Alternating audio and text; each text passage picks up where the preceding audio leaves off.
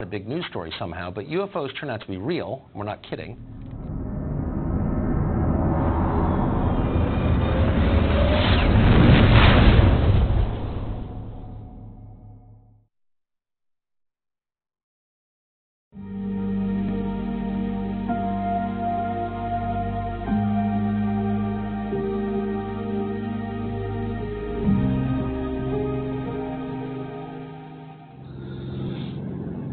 What's up, everybody? Jared Diggity TV here. The world is more complex and volatile today than in any other time in history. The tools of our modern existence are getting faster, cheaper, and smaller, and at an exponential rate. Just as millions across the universe are now one click, tweet, post, or blog away from each other. When those two revolutions join, an explosive force is unleashed that is transforming all aspects of our daily lives, from business to culture to our most private moments at home. The world's going to run on an entirely new operating system. It's a major upgrade when it comes to the steep learning curve.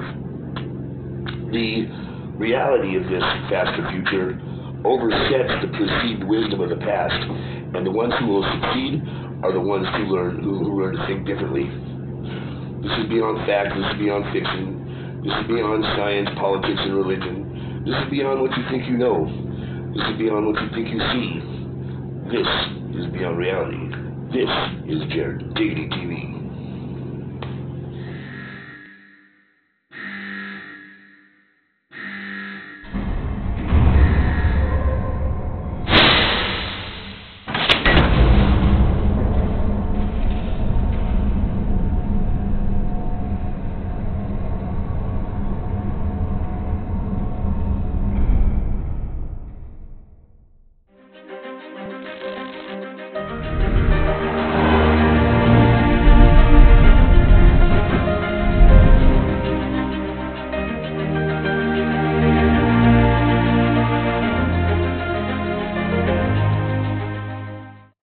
Over the last few decades, scientists from around the world have been making discoveries which clearly show that an intelligent designer is responsible for the creation of the universe. Many believe that the entire universe came into existence out of nothing by chance. But if you really think about it, nothing couldn't bring the universe into existence because nothing produces nothing. Everything that begins to exist must have a cause. But many believe that to get a solar system like ours with a planet suitable for life like Earth wouldn't be that difficult. However, many scientists disagree and have brought forth overwhelming evidence to support their position. For example, there are many forces in the universe that are precisely balanced that do things such as pull matter together. Without these forces, galaxies, planets, and stars would have never been able to form. Many stars have been observed to expand and contract significantly. They go from very bright to very dim even on a yearly basis. Fortunately for us, however, our star, the Sun, has an amazing stability. It does not expand and contract significantly like many other stars. If our Sun did expand and contract like these other stars, it would be catastrophic to life on Earth. Some stars will actually explode violently into a supernova. The debris from these explosions are called supernova remnants. According to many evolutionists, this debris should be visible with telescopes for millions of years. According to scientific research, galaxies similar to our galaxy experience a supernova on average about every 26 years. Therefore, if we know approximately how frequently they occur in galaxies similar to ours, the total number of supernova remnants we have in our galaxy should give us an idea of our galaxy's age. In looking for supernova remnants in our own Milky Way galaxy, astronomers have discovered a total of only about 250. So if a supernova occurs approximately every 26 years as we see from these other galaxies, a total of 250 supernova remnants would indicate an age of around 6,500 years for our galaxy. That's almost identical to the Bible's indication of how long our world has existed. Such a small number of supernova remnants points to an extremely young galaxy, definitely not billions or millions of years old, but rather thousands of years old. To put it another way, if evolutionists were correct about the age of the Earth, we would see tens of thousands of supernova remnants in our galaxy, not about 250. In order for us to exist on Earth, our sun had to be a star with just the right mass and temperature, not too hot or too cold. Our sun generates a perfect amount of energy for life on Earth. The sun releases more energy in 1 second than mankind has produced in all of human history. If we were to experience a drop in the sun's energy by only a few percent, all the oceans would freeze. The Earth is the correct distance from the sun. If the Earth were slightly closer to the sun or farther away, it would be too hot or too cold for life to exist. The size of Earth is also right, not too big and not too small. We also fortunately have the right size moon, primarily responsible for regulating the tides on Earth. These are just a few examples from a long list of factors that need to be just right on both the cosmic level and Earth's local level in order to have a planet that could support life. In many cases, if you even slightly altered these precisely balanced factors, life would be impossible on Earth. On Earth, many different forms of life are completely dependent upon each other. Examples are insects and plants such as bees and pollen-bearing plants. If either the plants or bees evolved before the other, they would have not survived. Therefore, they must have come into existence at the same time. The Earth's ocean basins and atmosphere have just the right mixture and balance of gases. If these gases were changed in any way, animal life and vegetation on Earth would die. Evolutionists have no explanation for why the Earth, unlike other planets, has such an incredible amount of water. We also have a planet that is rich in oxygen. If our current 21% oxygen level were just a few percent higher, our atmosphere could become completely unstable and explosive. Earth has a magnetic field. Without this field, the solar wind would blow our atmosphere away. Earth's atmosphere blocks harmful sunlight, while at the same time it allows sunlight that is useful for life. Plants require large amounts of sunlight to exist, and a human being's richest source by far for vitamin D is sunlight. When sunlight hits the skin, vitamin D is produced by the body. A lack of vitamin D has been directly linked to many health problems. The Earth's atmosphere also happens to be transparent. This conveniently allows us to view other planets, stars, and things like eclipses. A total solar eclipse is only possible because the sun is 400 times larger than the moon and is about 400 times farther away from the Earth. The result is that during a total solar eclipse from Earth, the sun and the moon appear to be the same size, creating a perfect match. And it is only because of these total solar eclipses that we have been able to make scientific discoveries that otherwise could have never been made. Evolutionists believe that the sun, Earth, and moon formed when our solar system came into existence about 4.5 billion years ago. But the moon is moving farther away from the Earth each year. So if the moon were too far away or too close to the Earth at the time humans existed, observers on Earth would never see the event of a total solar eclipse. Thus, according to evolutionists, the incredible total solar eclipse spectacle could only be seen in a tiny window of time in the solar system's existence. Isn't it interesting that humanity happens to exist on Earth during the very period of time when we could witness the event of a total solar eclipse? Another major problem for evolutionists is that the moon would have been extremely close to the Earth in the past. In fact, the moon would have gotten so close that it would have hit the Earth in far less time than 4.5 billion years ago. Evolutionists claim that our solar system emerged from a cloud of swirling dust. Therefore, the composition of the various planets and their temperature should be similar to one another, but they are not. Those who adhere to the Big Bang Theory actually believe that all matter in the universe was originally concentrated in something much smaller than a pinhead. Then it exploded, expanded, and the ordered system of things we see today came out. However, there are big problems with the Big Bang Theory. First, if you concentrated all the mass in the universe in that much smaller than a pinhead starting point, there would have been so much gravity there that nothing would be able to escape it. Second, explosions don't produce order, they destroy order. So it would be impossible to have an almost endless number of ordered things emerge from an explosion. Also, if a Big Bang exploded everything, the planets and moons would be spinning in the same direction based upon a law called the conservation of angular momentum. but we have moons and planets spinning both forward and backward. Comets are also estimated by evolutionists to be billions of years old. Comets frequently collide with planets and the sun. Comets are called dirty snowballs because a significant part of a comet is made up of ice. When comets travel in space and move closer to the sun, they begin to lose mass as they are burned up by the sun. Therefore, comets could only last maybe 10,000 years before all of them would be burned up. Interestingly, other things that could only last around 10,000 years are soft tissue, blood cells, and DNA. Yet all these things were recently found in dinosaur bones. This shows that dinosaurs existed thousands of years ago, not 65 million years ago as evolutionists claim. Another huge problem for evolutionists is the Earth's current human population number of 7.3 billion. How long would it take to go from 2 humans to 7.3 billion humans? It actually wouldn't take that long. In recent history, the yearly growth rate average hit its highest mark in 1963 with a growth rate of 2.19%. The world population is currently growing at about 1.14% per year. But if we started with 2 humans, how long would it take to reach our current 7.3 billion humans using, say, a 2% yearly growth rate? The answer is that it would only take about 1,100 years.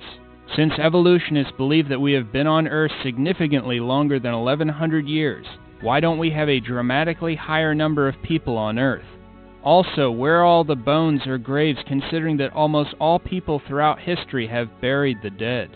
Some may still try to convince themselves that getting an incredibly special planet like Earth was just an accident, in which everything occurred in exactly the right way. But even if someone believed this, how would life begin on Earth when it is a fact that life can't come from non-life? All living things on Earth are made up of cells, so what are the chances that even a first cell could have accidentally formed? About 150 years ago, when Charles Darwin was alive, the cell was considered to be something like a simple, unsophisticated microscopic blob of jello. As a result of recent discoveries, however, we now know just how amazingly complex these extraordinarily small cells are. The adult human body contains 100 trillion cells of various sizes. 10,000 average-sized human cells could fit on the head of a pin, and every single cell contains information equivalent to about 4,000 books.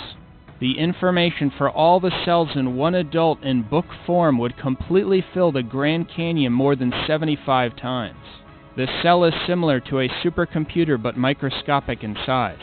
The cell could also be viewed as an amazingly miniature city, with an elaborate network of connected assembly lines with numerous molecular protein machines carrying out different tasks which make the cell work. For example, in the cell there are little molecular trucks that travel over microscopic highway-like structures carrying materials around the cell. One example of a molecular machine in the cell is the flagellar motor that some bacteria use to swim. It is a molecular rotary motor that has a whip-like tail that can operate at up to 100,000 revolutions per minute. This is a picture of the flagellar motor magnified more than 50,000 times. It is 1/100,000th of an inch long. 8 million of these tiny motors would fit inside the cross-section of a human hair. You can see the details of its construction. It is made up of 30 different protein parts. It looks like it was designed by an engineer. The flagellar motor is extremely similar to an electric motor. Rotating forward and backward, the flagellar motor drives a bacterium through extremely sticky liquid conditions. As a result of the flagellar motor, a bacterium's top swimming speed is estimated to be the same as a human swimming at 60 miles per hour. If that doesn't sound impressive to you, consider that the fastest swimming speed of a human ever recorded was about 5.5 miles per hour. Thus, the bacterium using the flagellar motor can move about 11 times faster than the fastest human swimmer ever recorded. All 30 distinct parts of the flagellar motor are essential. So if you remove one of the parts, it will not work at all, and the bacterium will die. The flagellar motor is similar to a mousetrap. For a mousetrap to work, you need all the different parts, and if you remove one of the parts of the trap won't work at all. The construction process of the flagellar motor requires all 30 different interacting parts to be assembled correctly, and placed at the proper locations at the proper time. The construction process also requires instructions, translation, and feedback within the cell at both the beginning and end of the process. If all this does not happen, these amazingly tiny machines or their various individual parts will not be built or assembled correctly. But how would these numerous microscopic machines or parts know where to go and how to build things correctly in an evolutionary system? They wouldn't. It would be impossible. These facts refute and eliminate Darwinian evolution, which is, by definition, a blind, undirected process without either plan or purpose. Cells are mostly made up of proteins. A typical cell uses thousands of different kinds of proteins. To get even the simplest cell would take at least 600 different protein molecules. Proteins are made of amino acids. A single functioning protein is typically made from a chain of between 50 to 1,000 amino acids. Some proteins require a chain of thousands of properly sequenced amino acids. Every time a new amino acid is joined to a chain, it must form a chemical bond called a peptide bond in order to successfully join with the other amino acids in the chain. Left-handed and right-handed amino acids are produced with about the same frequency, but only left-handed amino acids can be selected for use in a chain to make a protein. Evolutionists do not have any idea why proteins only use left-handed amino acids. Every amino acid in the long chain also has to be a specific amino acid. There are 20 different types that can be selected, and they need to be placed in the correct order in the chain in order to form a protein. The amino acids are placed in the exact right order because of a molecule in the cell called DNA. DNA could be described as a master blueprint, information code, or special language that uses a 4-letter chemical alphabet. The chemical letters or code in DNA are the set of instructions for the cell's machines on how to correctly assemble amino acids in chains to build proteins. If the DNA is not present from the very beginning, the amino acids will not be correctly selected and placed in the proper order. As a result, a protein will never form and the cell will not survive. DNA can't function without at least 75 pre-existing proteins, but proteins are produced only by DNA. Since each needs the other, they must have come into existence at the exact same time by God. This fact eliminates evolution. A DNA fiber is only about 2 millionths of a millimeter thick. While DNA is not thick and is incredibly small, it is extremely long when uncoiled. In fact, if the DNA in just one of your cells were uncoiled, connected, and stretched out, it would be over 7 feet long. It would be so thin that its details could not be seen even under an electron microscope. If all the DNA in your body were placed end to end, it would stretch from here to the moon more than 500,000 times. If you took a set of DNA from every person who ever lived and placed it in a pile, it would weigh less than an aspirin. Yet the information storage density of DNA is many times greater than the most advanced silicon computer chip. Bill Gates described DNA saying, quote, "DNA is like a computer program, but far, far more advanced than any software ever created." But having the complex DNA instruction program is not enough by itself. Other things in the cell must be able to understand and use DNA's information program. In other words, the highly complex DNA program is actually worthless unless you also have a system inside the cell that can understand the DNA language. To understand this better, imagine that DNA is a complex CD or DVD disc. But if you don't also have a machine or system that can read, understand, and utilize the information on the disc is worthless. Therefore, other things in the cell need to understand and be able to use the DNA information program in order to build things correctly. If not, the cell will die. DNA is able to make an identical copy of itself. God also programmed DNA to detect and correct errors.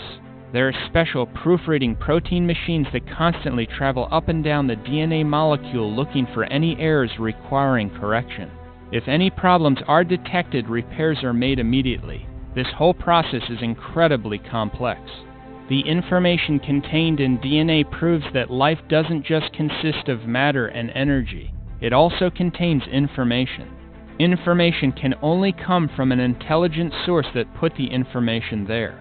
Another function of DNA is that it is the program that God uses to build what you look like, your hair color, your height, etc. As mentioned earlier, each adult human body has about 100 trillion cells, but at your conception you were only one cell. Incredibly, you began your existence no larger than the head of a pin. Yet all the complex information that physically defined you and every organ in your body was there, contained in that one cell. Within 1 month of your conception, your eyes, ears, and lungs developed. Billions of new cells formed and your size increased by over 10,000 times. Shortly after the first month, the speed at which you were rapidly growing slowed down dramatically. If it didn't slow down and your speed of growth stayed the same, you would have weighed 3,000 pounds at birth. After 2 months, you were only 3 to 4 centimeters long, still small enough to fit inside a walnut shell. There is no evolutionary explanation for the incredible complexity involved in conception and birth, or even a reason for reproduction itself. Evolutionists believe the amazingly complex, radically different yet complementary reproductive systems for all the different kinds of life happen to develop by chance, completely and independently at the same time. Just a slight incompatibility in one of the two systems would make both reproductive systems useless, and life would become extinct. Also, how would reproduction have happened in the beginning if there only had been a male and not a female? How would reproduction occur without reproductive systems or organs before they, quote, evolved? According to evolutionists, humans evolved from land creatures which evolved from fish. But how would the first fish make it onto land and survive out of the water? How did the animals and human beings survive without having organs, limbs, and other things critical to life as these things were, quote, evolving? Also, not one transitional fossil has ever been discovered that shows one kind of animal evolving into another kind of animal. And the so-called missing link fossils, which some use to argue that apes evolved into human beings, have all been shown to be fully ape, fully human, or fake. Evolutionists also have no explanation for consciousness or for the origin of the immune system. For example, white blood cells attack bad bacteria in our body. White blood cells will actually search out and chase down bad bacteria on seek and destroy missions. In order to do this, they must have the programmed information that enables them to tell the difference between friend and foe. Unless all of this was in place and working from the beginning of life, a requirement that rules out evolution, bacteria and other agents of disease would have won, and we would not have survived. Evolutionists have no explanation for the extremely complex, yet perfect precision in which the body clots blood. Disaster can happen if blood doesn't clot at the proper time or in the proper place. If blood were to start clotting in the wrong place, for example in your lung or in your brain, you could die. If blood began to clot too long after too much blood had drained or didn't cover the entire cut, you could die. If the blood clotting isn't restricted to the cut area alone, your entire blood system could solidify. Evolution has no explanation for blood clotting. For how would your body automatically know when and where to start the blood clotting process unless there is intelligent internal information to guide it? And speaking of blood, what came first, blood or the heart that pumps blood? Did skin evolve before blood? If so, how did it survive? The truth is that all these things had to be completely developed and present together from the beginning in order for humanity to survive. The 3-pound human brain is the most complex and orderly arrangement of matter in the universe. The adult human brain contains 10 to the 14th power. That's 100,000 billion electrical connections. That's more than all the electrical connections in all the electrical appliances in the world. On the back of your eyeball is the retina. It is less than 1 square inch, yet that 1 square inch contains over 137 million light-sensitive cells, all of which are wired to the brain. The human eye can heal itself and is self-cleaning. The eye also has automatic focusing, enabling a person to distinguish millions of colors. If your eye were off even by a slight degree, you would see double. These facts are just some of the evidence that proves we were created by God. and we find clear evidence of God's creative power and intelligence not only in the design of man, but also in the incredible complexity of animals and insects. This is covered in detail in the video series Incredible Creatures That Defy Evolution. Some believe that the complexity of life in the universe can be explained by the possibility that an alien race created it. But do you really believe that aliens have the power to create the Earth? Or how about something the size of the Sun? Over 1 million Earths could fit inside the Sun. The Sun is also very hot, so how would aliens go about putting the Sun together and constructing it? How would they get close enough to the Sun when building it, or move away from it quickly enough without dying after starting it up? The conditions outside Earth and outer space are, according to the evidence, too hostile for life to exist. For example, prolonged exposure to the cosmic rays in outer space can be fatal. Just the temperature extremes in outer space would make almost any form of life either too incredibly hot or too cold. There are also poisonous gases, deadly radiation, gigantic explosions, extreme gravitational forces, and the lack of proper atmospheres and chemical elements for life to exist. Yet a large number of astronomers believe that life evolved on Earth and therefore, according to them, it must have also evolved on other planets in space. However, if this were true, many alien races on other planets much older than our own should exist. Some of them would be far more technologically advanced than we are. As a result, they would have sent a radio signal through space that we could pick up, or they would have reached us with their aircraft or robots. But we have never found any alien robots, any aliens, any alien aircraft, or any pieces of their aircraft. Here are some of the reported flying characteristics of UFOs. While in flight, UFOs will frequently change size, color, or shape. Multiple UFOs will merge into one UFO, and one UFO will instantly change into many UFOs. Many UFO witnesses have described these instant changes to the size and shape of UFOs by saying that the UFOs seemed as if they were alive. UFOs sometimes show up on photographs, but other times they do not. Most witnesses of UFOs do not report seeing an object or craft, but an unusual light moving around the sky. Sometimes UFOs instantly appear and disappear right in front of people, and will also pass right through the ground or physical objects. This type of behavior means that UFOs could not be from the material world, but would have to be some kind of spiritual phenomenon. Based on the observed activity of UFOs, many of the world's top UFO researchers no longer believe that UFOs can be from the material world. Also, most of the so-called UFO abductees can only, quote, remember their, quote, experiences after being put under hypnosis, proving that their so-called experiences with aliens were not real. These issues are covered in much more detail in my book, UFOs, Demonic Activity and Elaborate Hoaxes Meant to Deceive Mankind. If ETs really existed, it wouldn't take them very long to discover what they needed to know about Earthlings. As a consequence, they would have already taken us over, destroyed us, or revealed themselves clearly to humanity.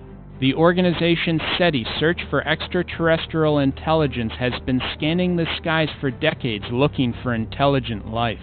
But they have never picked up even one signal from outer space that would indicate an alien race exists. Those searching for ETs have said that if they did pick up even one complex signal, it would prove that an intelligence must have produced it. But why don't they apply that same standard and employ the same thought process to DNA? If they did, they would realize that the complex information in DNA proves that an intelligence put it there. Because whenever you find complex information, it is always traced back to a mind. For the best book refuting the theory of evolution from all aspects of science, including the scientific evidence of a global flood, see Dr. Walt Brown's book, In the Beginning. Another interesting DVD is called Intelligent Design: Unlocking the Mystery of Life. For another video that discusses creation, see my video, Creation and Miracles, condensed version.